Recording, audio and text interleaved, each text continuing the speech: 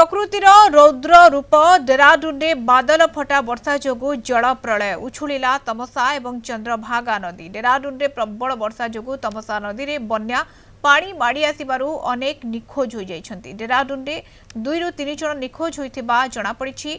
सेपरि मसूरी रे जनकर मृत्यु होइथिबा मध्य सूचना मिलिछि। प्राय 400 लोकंकु सुरक्षित स्थानकु स्थानांतर करा जाइछि।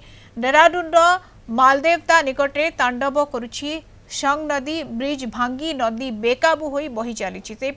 ऋषिकेश रे कराल रूप देखाउछि चंद्रभागा नदी। रास्ता उपरकू पानी चली आसिबारु अनेक गाड़ी एवं लोके फसी रहिछन्ति। चंद्रभागा नदीरु 3 जनक उद्धार करा जाइछि एवं बादल फटा वर्षा जोगु अनेक घर एवं दुकान घर मध्य क्षतिग्रस्त होइछि। क्षमा करिवे तंपेश्वर महादेव मंदिर रे पानी पसिछि।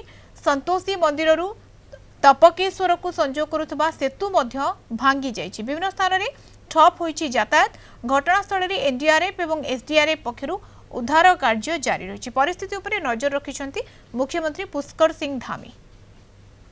5 बजे से नदी ने एकदम विकराल रूप धारण करना शुरू किया और देखते ही देखते जो है पूरी हनुमान जी की मूर्ति भी लगभग डूब गई थी और पूरा जो टपकेश्वर महादेव मंदिर का जो परिसर है पूरा जलमग्न हो गया। और जो टपकेश्वर मंदिर के अंदर हमारे जो पुजारी गण हैं, जो संत गण हैं, वो लोग बमुश्किल जो है ऊपर निकले और बजरंगबली की कृपा से, भोलेनाथ की कृपा से, शंकर भगवान की कृपा से सभी सुरक्षित जो है बाहर निकले। पहले तो महादेव की कृपा की मेरा सारा परिवार, सभी बगल के मंदिर, संतोषी माता मंदिर, जो अपने वैष्णो दुर्गा मंदिर, सभी लोग सुरक्षित हैं।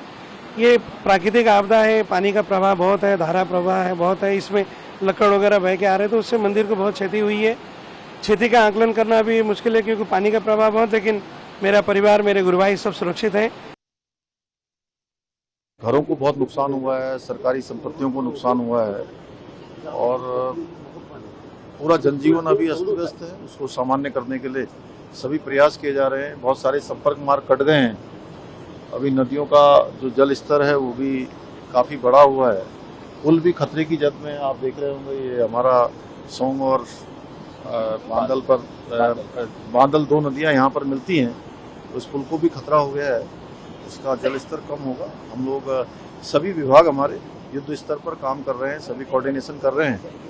आज आदरणीय प्रधानमंत्री जी ने भी प्रातःकाल सारी जानकारी ली है, उन्होंने चिंता व्यक्त करी और हर प्रकार से हमको आश्वासन दिया है। अपने गृह मंत्री जी ने कि हर समय राज्य में जो आपदा आई है, आज देहरादून में जो बड़ी जल भराव और बादल फटने से नुकसान हुआ है, उसके बारे में आकलन किया है। मैं उनका भी धन्यवाद भी करता हूँ और हमारा प्रयास है कि हम हर प्रकार से जो आपदा पीड़ित हैं, आपदा प्रभावित हैं, उन सभी को हम लोग हर प्रकार से जो है सहायता करके जनजीवन को फिर से पुनः लाने के लिए सभी विभाग हमारे युद्ध स्तर पर काम कर रहे हैं।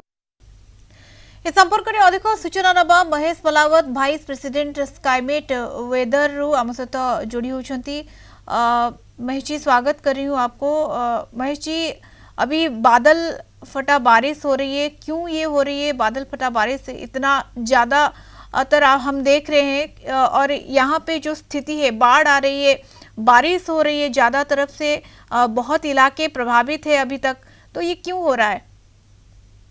ये जो वेस्टर्न डिस्टर्बेंस है ये अब कमजोर हो गए हैं, लेकिन वेस्टर्न डिस्टर्बेंस आ रहा है और ऊपर से जो बंगाल की खाड़ी से ह्यूमिड विंड आ रही है, आपका उड़ीसा से होते हुए, ये झारखंड से, फिर उत्तर प्रदेश से होते हुए हिमाचल और उत्तराखंड तक पहुंच रही है। तो उसी कारण ये भारी बारिश हुई है। आज हिमाचल प्रदेश में बारिश कम हो जाएगी, लेकिन उत्तराखंड में फिर से आज हो सकता है 1-2 जगह पर बादल फटने की घटना हो जाए।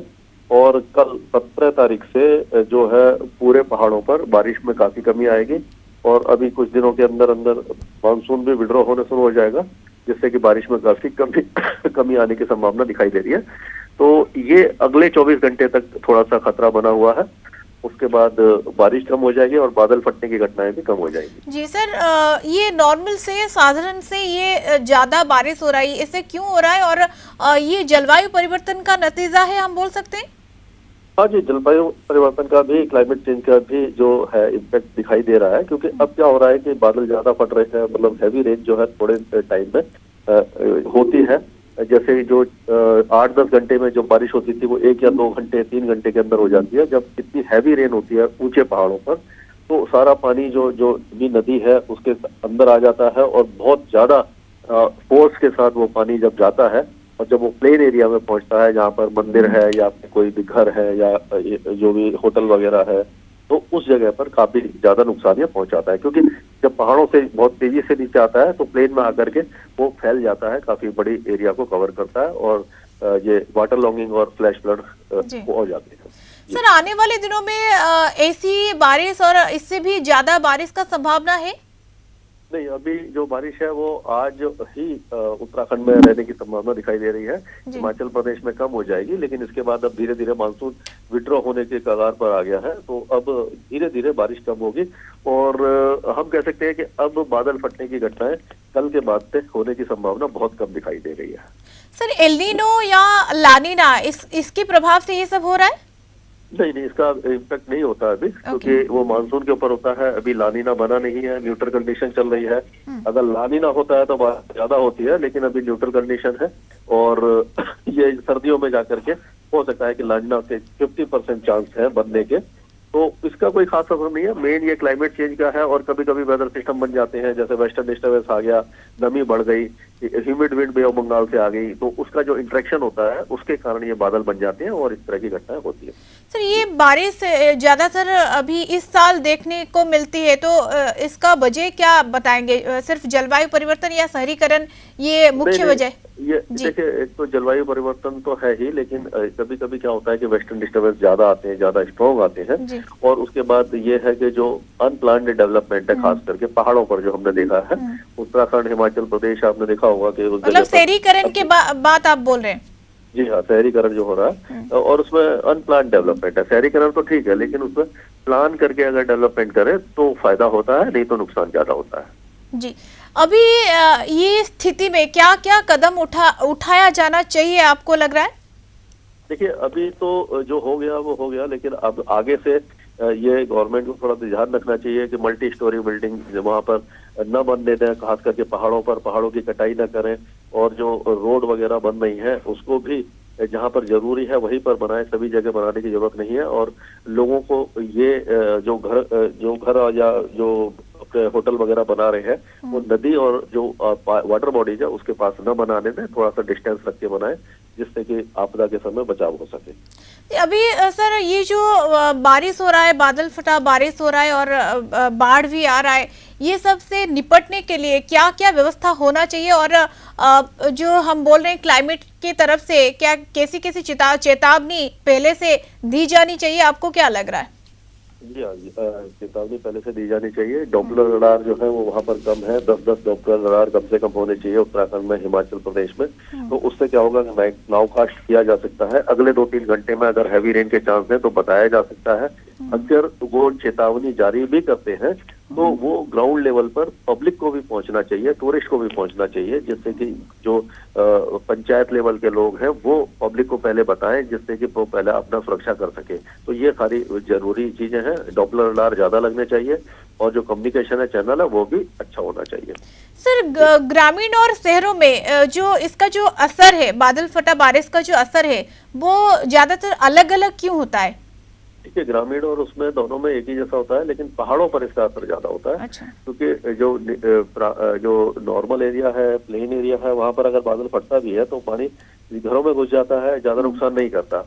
थोड़ा सा वाटर लॉगिंग होती है, बाढ़ जैसी स्थिति आ जाती है। लेकिन अगर ये पहाड़ों पर होता है तो बहुत फोर्स के साथ पानी आता है ऊपर से, और जब ज्यादा फोर्स के साथ आता है तो मिट्टी काटता है, चट्टाने और जो पेड़ है उसको भी अपने साथ बहा के ले जाता है। तो जो उसकी वेलोसिटी इतनी ज्यादा होती है कि वो बहुत ज्यादा नुकसान पहुंचाता है। तो पहाड़ों पर इसका खतरा ज्यादा है। जी सर, अभी ये जो स्थिति अभी है तो इसका वजह तो जलवायु परिवर्तन आप बोल रहे हैं, शहरीकरण बोल रहे हैं और पहाड़ी इलाकों में ज्यादातर ये होता रहता है, पर सर इस साल क्यों ज्यादा हो रहा है? हर साल होता है, ऐसा नहीं है कि इस साल ही ज्यादा हो रहा है। ये कभी कभी क्या होता है कि वेदर सिस्टम ज्यादा बन जाते हैं, वेस्टर्न डिस्टर्बेंस इस बार ज्यादा आ रहे हैं, जबकि वेस्टर्न डिस्टर्बेंस यूजुअली अक्टूबर नवंबर में शुरू होते हैं। तो इस बार कभी कभी एक्सेप्शन होता है, तो वेस्टर्न डिस्टर्बेंस ज्यादा बन रहे हैं, ह्यूमिडिटी ज्यादा आ रही है, जो लो प्रेशर एरिया बन रहे थे बंगाल की खाड़ी में वो उत्तर भारत की तरफ पहुंच रहे हैं, पहले वो मध्य भारत की तरफ जाते थे। तो थोड़ा सा कभी कभी मानसून के पैटर्न में चेंज होता है, तो इस तरह की अनएक्सपेक्टेड वेदर इवेंट्स बन जाते हैं। सर डेथ हो रहा है और लापता भी हो रहे हैं लोग, तो आपको लग रहा है कि ठीक से वार्निंग उनके तरफ जो क्लाइमेट की तरफ से उनको नहीं मिल रहा है, लोगों को नहीं मिल रहा है, इसलिए प्रशासन की तरफ से क्या क्या पर्याप्त व्यवस्था करना चाहिए आपको लग रहा है?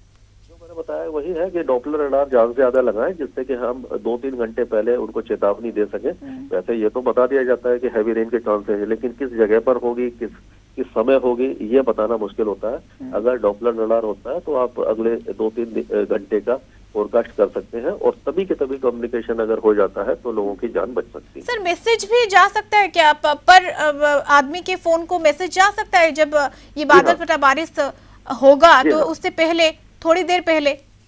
जी हाँ, जा सकता है। अगर ये लेकिन ये गवर्नमेंट को, लोकल गवर्नमेंट को उस समय ये सारा व्यवस्था करनी चाहिए। ऐप लोगों को बताना चाहिए कि एक ऐप डेवलप करें कि ये जब भी आप ये ऐप होगी आपकी तो आपके पास मैसेज आ जाएगा, या ऐप में आप देख सकते हैं। तो इस तरह से पुश मैसेज भी होता है, लेकिन उसके लिए डॉपलर रडार ज्यादा लगाने पड़ेंगे। डॉपलर रडार का जो अभी डेंसिटी है वो कम है, तो आपको पता नहीं लगता कि किस जगह पर बारिश ज्यादा होगी, किस जगह पर कम होगी। तो रडार जो है वो इसको मॉनिटर कर लेता है। तो अभी 2 या 3 रडार हैं, लेकिन अगर 10 रडार होते हैं 50-50 किलोमीटर की रेडियस के, तो वो पूरे एरिया को कैप्चर करेगा और आप समय पर वार्निंग सर बारिश की बात अलग है, जब बाढ़ आती है तो ये थोड़ा अलग होता है। और ये जो बाढ़ की बात करते हैं तो लोग डेथ होता है, लापता होते हैं, तो बाढ़ में ये जो प्रणाली होता है, जो पूर्वानुमान प्रणाली होता है, उसमें सुधार क्या आना चाहिए आपको लग रहा है? मैंने जो बताया वही है कि आप डॉपलर रडार ज्यादा लगाएंगे तो बाढ़ का तो यह है कि जब बारिश होगी तभी बाढ़ आएगी ना। अगर तेज बारिश होगी तो बाढ़ आएगी। अगर आपने पहले ही बता दिया कि ऊंचे पहाड़ों पर हैवी रेन होने की चांसेज है, तो वहां से जो नदी निकल रही है तो उसके आसपास के जो भी इलाके हैं उसको पहले खाली करा दिया जाए, पब्लिक को पहले बता दिया जाए, तो वो पहले से अपना इंतजाम कर लेंगे। अगर वो जो नदी के आसपास 200-300 मीटर के दायरे में जो भी है वो अपने एरिया को छोड़ के चले जाएंगे, तो वहां पर बाढ़ का नुकसान होगा, प्रॉपर्टी का नुकसान होगा, लेकिन आदमियों का जो जान का नुकसान नहीं होगा। ओके सर, बहुत बहुत धन्यवाद जानकारी के लिए और सूचना आलोचना के लिए। Mahesh Palawat, vice president Skymet weather आम सहित ए संपर्क में विस्तृत भाव में जोड़ी होते आलोचना करुले।